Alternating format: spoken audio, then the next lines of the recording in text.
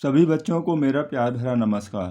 तो कक्षा 10 गणित की प्रश्नावली 7.2 यानी कि निर्देशांक ज्यामिति में हम बच्चों प्रश्न नंबर 7 और उससे आगे वाले प्रश्नों को हल करेंगे। ठीक है, तो प्रश्न नंबर 7 हमें यहाँ पर दिया हुआ है कि बिंदु ए के निर्देशांक ज्ञात कीजिए जहाँ ए बी एक वृत्त का व्यास है जिसका केंद्र 2, -3 है और तथा बी के जो निर्देशांक हैं बच्चों वो 1, 4 हमें दिए हुए हैं। ठीक है नी, ए बी वृत्त का व्यास है और जिसका केंद्र कितना है 2, -3 है। तो यहाँ पर बच्चों हम पहले एक वृत्त बना लेते हैं। तो देखिए बच्चों, ये हमारा एक वृत्त हो गया जिसका केंद्र ओ है और इसका जो व्यास है बच्चों वो है ए बी। जब वृत्त का व्यास ए बी है और उसका केंद्र ओ है तो हम ये कह सकते हैं कि जो ओ है वो ए बी का मध्य बिंदु भी होगा। ठीक है नी, देखिए क्योंकि ओ से ए तक क्या होगी त्रिज्या और ओ से बी तक ये भी त्रिज्या होगी और वृत्त की त्रिज्याएं बराबर होती हैं। वैसे भी आप जानते हैं कि जो केंद्र होता है वो व्यास के बिल्कुल मध्य में स्थित होता है। ठीक है नी, अब हमें यहाँ पर ए के निर्देशांक निकालने हैं। तो ए के जो निर्देशांक हैं उन्हें बच्चों हम मान लेते हैं x1 और y1। ठीक है, और ये बी हमें यहाँ पर दिया हुआ है। ठीक है नी, तो देखिए बच्चों, ए बी हमारा क्या है, वृत्त का व्यास है जिसका केंद्र ओ है। ठीक है नी, जब इसका केंद्र ओ है तो इसलिए जो ओ है वो ए बी का क्या होगा, मध्य बिंदु होगा। इसलिए मध्य बिंदु सूत्र का प्रयोग हम यहाँ पर करेंगे मध्य बिंदु से, मध्य बिंदु सूत्र से। ठीक है ना बच्चों, यानी कि मिड पॉइंट फॉर्मूले का हम यहाँ पर प्रयोग करेंगे। तो वो क्या होता है बच्चों, तो x के लिए होता है, x के लिए होता है बच्चों कि x1 + x2/2। ठीक है नी, x1 + x2/2 और y के लिए होता है कि y1 + y2/2। ठीक है नी, x वाले दोनों को जोड़कर आधा कर देंगे और y वाले दोनों को जोड़कर आधा कर लेंगे। ठीक है नी, अब यहाँ पर जो हमें o के जो निर्देशांक है वो x और y हैं और ये हमारे x1 y1 और ये हो गया x2 और y2। ठीक है नी, तो x हमारे पास कितना है 2, यानी कि पहले वाला निर्देशांक। ठीक है नी, x1 ही हमारे पास, x2 कितना है देखिए यहाँ पर 1 है बटे 2। इसे सॉल्व कर लेते हैं, पहले क्रॉस मल्टीप्लाई करेंगे बच्चों अगर हम यहाँ पर, तो ये हो जाएगा कि x1 + 1 बराबर 2 दूनी कितना हो गया 4 हो गया। तो x बराबर हो जाएगा 1 इधर आएगा 4 - 1। तो x की वैल्यू हमारे पास कितनी होगी, x की वैल्यू यहाँ पर होगी बच्चों हमारे पास, यानी कि x का मतलब हो गया x1 की वैल्यू। ठीक है नी, वो यहाँ पर हो गई 3। अब हम इसको निकाल लेते हैं y वाले को। ठीक है नी, अब देखिए, अब y की जो वैल्यू है हमारे पास, y कितना है 3। ठीक है नी, तो ये हो गया -3 बराबर y1 यहाँ हमें ज्ञात करना है और y2 कितना है 4 बटे 2। क्रॉस मल्टीप्लाई कर दीजिए, यहाँ से भी ऐसे इसके नीचे 1 मान लीजिए, क्रॉस मल्टीप्लाई ऐसे कर दीजिए तो ये हो जाएगा कितना कि y1 + 4 बराबर 3 दूनी 6 हो गया और y1 बराबर -6, 4 इधर आएगा तो ये भी हमारा माइनस में हो जाएगा। ठीक है, तो y1 की वैल्यू हो जाएगी -10। ठीक है नी, तो y1 की वैल्यू हो गई -10 और x1 और y1 हमने क्या माना था बच्चों, हमने माना है देखिए यहाँ पर बिंदु ए के निर्देशांक। ठीक है, तो बिंदु ए के जो निर्देशांक होंगे वो कितने हो जाएंगे 3, -10।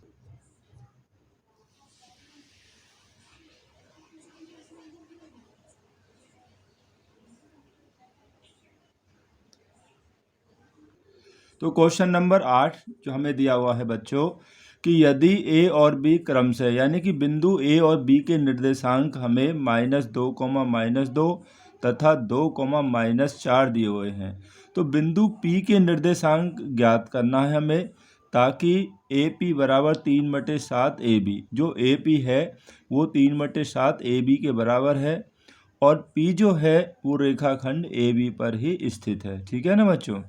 तो हम इसको एक डायग्राम के द्वारा समझते हैं। देखिए बच्चों, ये हमारे पास हो गया एक रेखाखंड ए बी हो गया, ठीक है, जहाँ ए और बी के हमें निर्देशांक दिए हुए हैं और इस पर एक बिंदु जो पी है वो इस प्रकार है कि ए पी बराबर है 3/7 ए बी। ठीक है ना। ये अब ये जो बिंदु पी है इसको जो अनुपात जो होगा वो किस अनुपात में बांटेगा। देखिए बच्चों, हम इसको ऐसे तो लिखेंगे कि ए पी अनुपात क्या होगा, ये बी पी ये होगा। ठीक है नी, ए पी अनुपात बी पी होगा। तो हम पहले ए पी और बी पी का अनुपात निकाल लेते हैं कि जो बिंदु जो पी है वो इस रेखाखंड ए बी को जो बांट रहा है वो कैसे निकालेंगे। देखिए हमें ये दिया हुआ है, ठीक है, तो यहाँ से क्रॉस मल्टीप्लाई कीजिए आप पहले, 7 से इसमें करेंगे तो ये हो जाएगा 7 ए पी, यानी कि 7 ए पी बराबर यहाँ हो गया 3 ए बी। ठीक है, ये आ गया। तो 7 ए पी बराबर, अब जो हमारे पास बच्चों ए बी है, देखिए ए बी के दो भाग हो गए, एक तो हो गया ए पी और दूसरा हो गया पी बी या बी पी। ठीक है ना, दो भाग हो गए ए पी और दूसरा हो जाएगा बी पी। तो इस ए बी को हमने दो भागों में बांट दिया कि A P plus B P. ठीक है, हमने इसे दो भागों में बांट दिया यहाँ पर। तो 7 ए पी बराबर 3 से गुणा करिए इसमें, तो ये हो गया 3 A P plus 3 B P. अब ए पी को ए पी के पास ले आइए, तो 7 ए पी ये -3 ए पी हो जाएगा, तो बराबर हो गया हमारे पास 3 बी पी। 7 में से 3 माइनस कर दीजिए तो हमारे पास यहाँ बचेगा कि 4 ए पी बराबर 3 बी पी, 4 ए पी बराबर 3 बी पी। अब हम इसको ऐसे लिख सकते हैं, ए पी बी पी को इधर लाएंगे, गुणा में है तो ये आ जाएगा भाग के रूप में बराबर, 4 इधर जाएगा तो ये हो जाएगा 3/4। ठीक है नहीं, तो इसका मतलब क्या होगा, इसका मतलब होगा कि ए पी अनुपात बी पी बराबर हो गया 3/4। ठीक है नहीं बच्चों, ये हमारे पास हो गया कि ए पी अनुपात बी पी। और इसका मतलब क्या है, इसका मतलब ये हो गया कि बिंदु जो पी है वो रेखाखंड ए बी को 3/4 के अनुपात में विभाजित यहाँ पर कर रहा है। ठीक है नहीं, तो अब हम आसानी से पी के निर्देशांक निकालेंगे, अपना वही सूत्र लगा देंगे, कौन सा, सेक्शन फॉर्मूला। ठीक है नहीं, अब आप सेक्शन फॉर्मूला की सहायता से बिंदु पी के मान निकाल लीजिए। तो बच्चों हमारे पास ए और बी तो वही है, अब अनुपात हमें प्राप्त हो गया कि 3/4। ठीक है नहीं, अब हमें सेक्शन फॉर्मूला यानी कि विभाजन सूत्र के प्रयोग के द्वारा निकाल लेंगे। तो वो सूत्र क्या होता है, x के लिए होता है कि m1 x2 plus m2 x1 बटे m1 प्लस m2, और y के लिए होता है यही सूत्र कि बस x के स्थान पर y आता है, m1 y2 plus m2 y1 बटा m1 प्लस m2। ठीक है ना, यही हो जाएगा। ठीक है ना बच्चों, अब हमारे पास देखिए x1 y1 x2 y2 और ये अनुपात जो होता है उसे हम m1 और m2 मानते हैं। ठीक है ना बच्चों, तो m1 यानी कि 3x2 या 2 है हमारे पास, m2 4, x1 यानी कि -2, ऊपर से देखकर आप मान रखते रहिए, m1 प्लस m2 यानी कि 3 प्लस 4।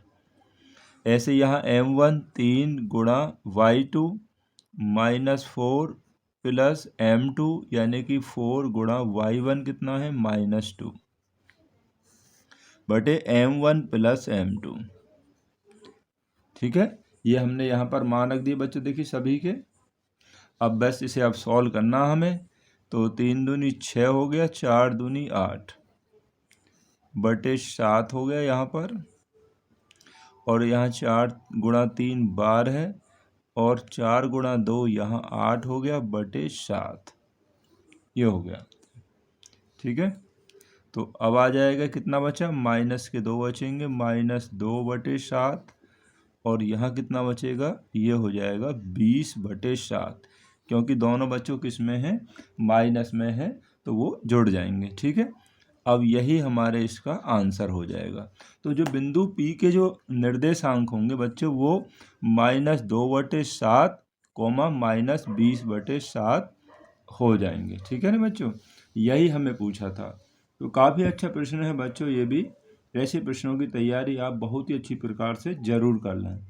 ठीक है, तो नेक्स्ट क्वेश्चन देखते हैं। चलिए, तो अगला प्रश्न क्वेश्चन 9 है बच्चों कि बिंदुओं A और B को जोड़ने वाले रेखाखंड AB को, यानी A और B को जोड़ने वाला रेखाखंड हमारा AB है, को 4 बराबर भागों में यानी कि 4 इक्वल पार्ट्स में विभाजित करने वाले बिंदु के निर्देशांक ज्ञात कीजिए।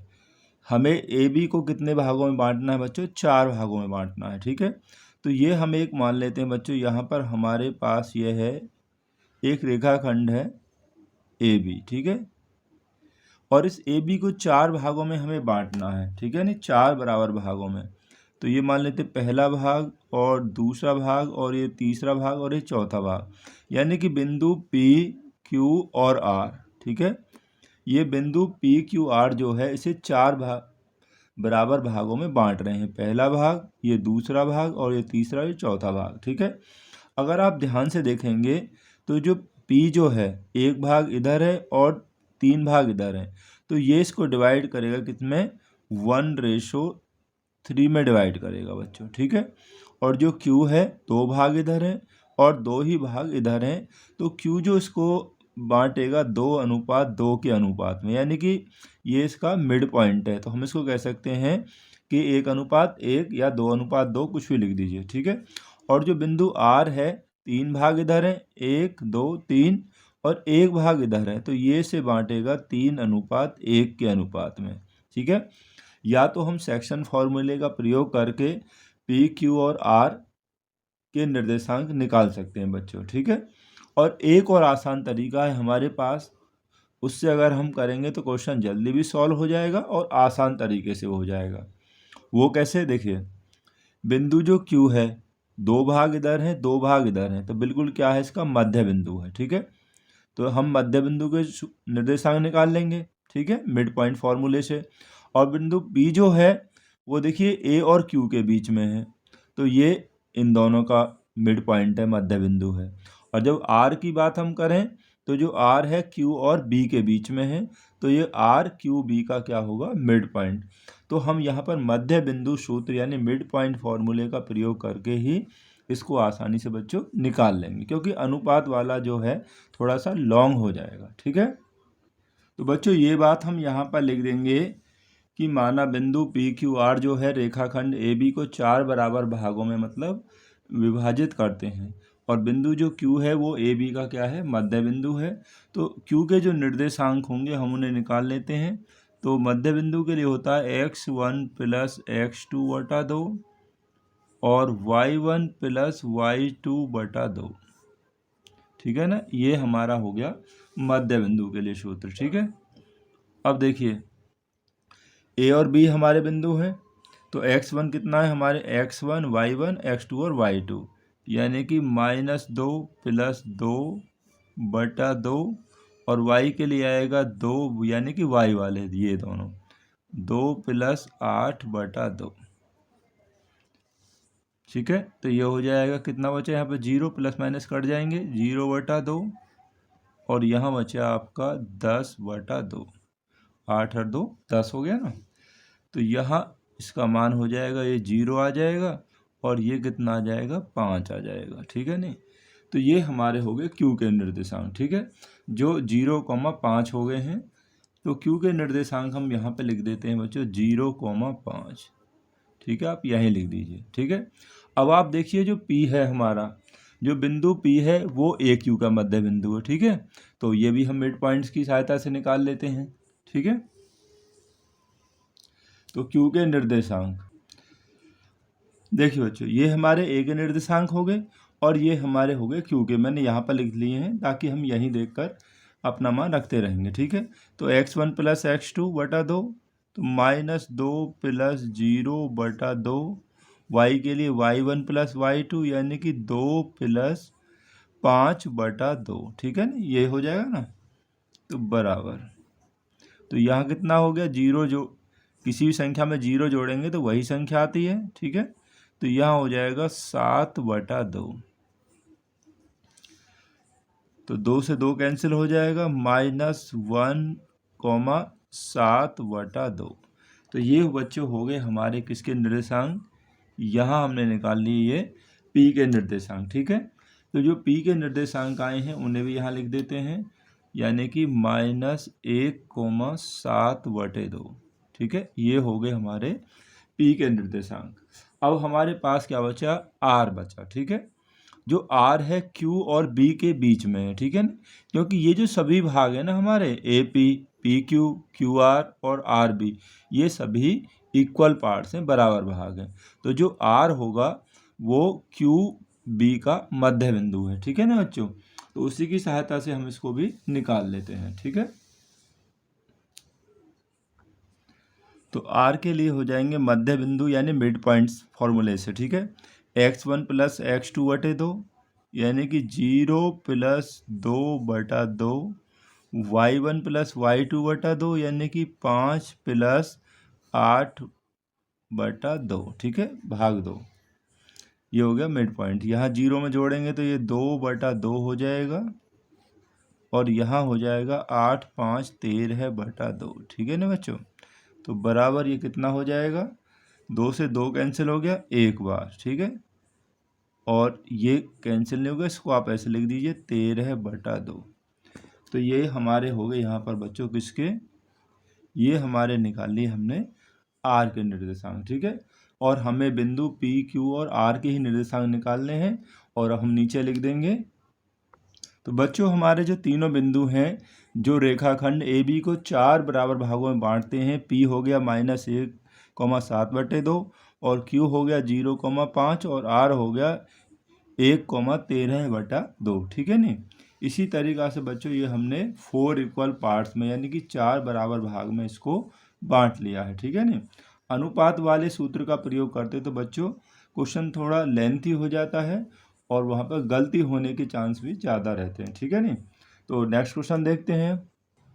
तो क्वेश्चन नंबर जो 10 है बच्चों, वो हमें दिया हुआ है कि एक समचतुर्भुज का क्षेत्रफल यानी कि रोम्बस का जो क्षेत्रफल ज्ञात करना है हमें, जिसके शीर्ष इसी क्रम में, यानी सब एक क्रम में दिए हुए हैं ABCD इस प्रकार से, इनके जो शीर्षों के निर्देशांक ये हमें दिए हुए हैं, ठीक है नी।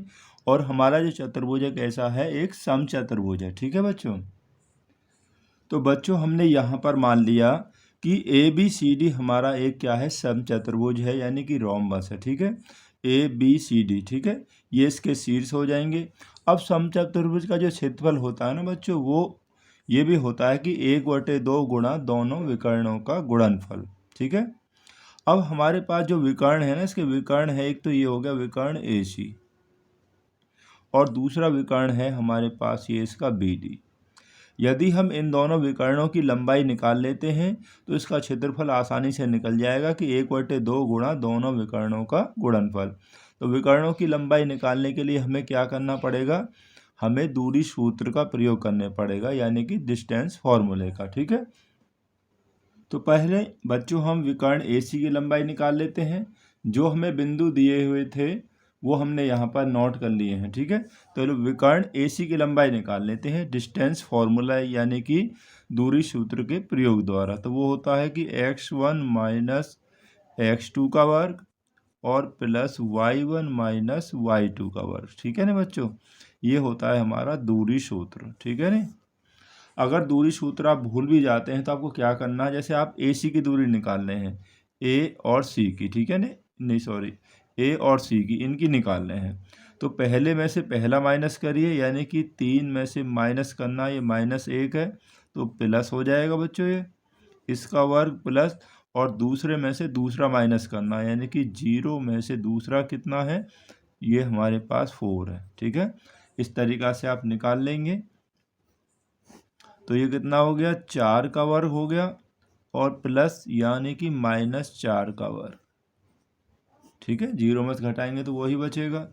तो ये आ जाएगा बच्चों कितना, 4 का वर्ग यानी कि 16, और -4 का वर्ग भी 16 हो जाएगा। 16 + 16 ये हो गया √32 मात्रक।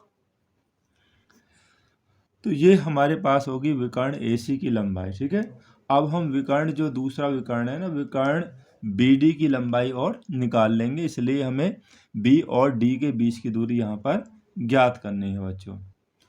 तो बच्चों B और D के निर्देशांक मैंने यहाँ पर लिख लिए हैं। B कितना है 4,5 और D है -2, -1, या ऊपर से भी देखकर आप लिख सकते हैं। ठीक है, तो वही तरीका, दूरी निकालनी है तो पहले में से पहला घटाएंगे, यानी x में से x निर्देशांक, माइनस है तो ये प्लस हो जाएगा इसका वर्ग, और प्लस y वाले में से y वाला घटाएंगे, 5 माइनस है तो ये भी प्लस का हो जाएगा। ठीक है नहीं, यानी सूत्र वही होगा ना, x1 - x2 का वर्ग और प्लस y1 - y2 का वर्ग। तो ये 6 हो गया और ये भी हमारे पास 6 ही हो गया।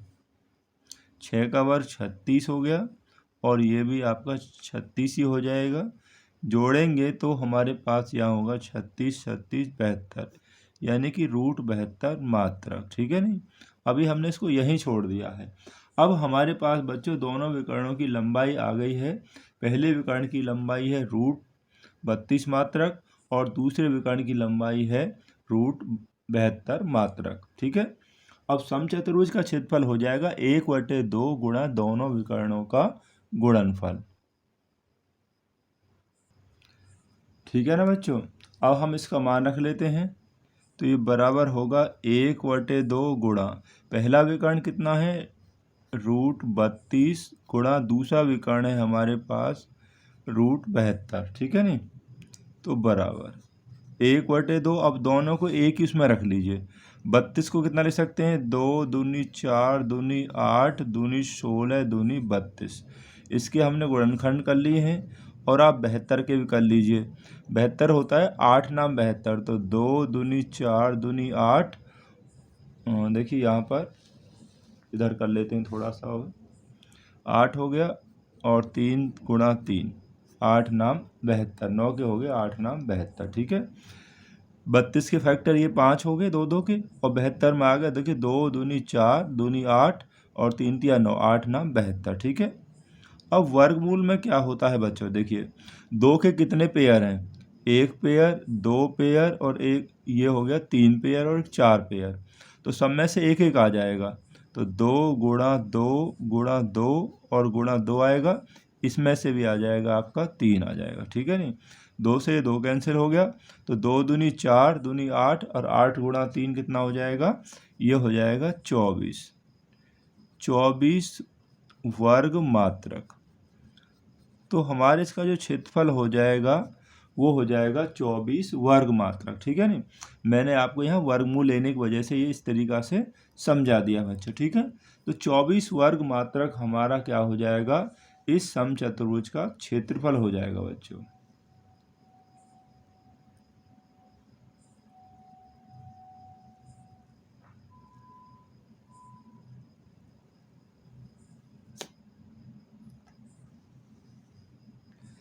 ठीक है बच्चों, तो हमने इस प्रश्नावली के सभी प्रश्नों को यहाँ पर कंप्लीट कर लिया है। ये हमारा लास्ट प्रश्न था। तो इस वीडियो को देखने के लिए आप सभी का बहुत बहुत धन्यवाद।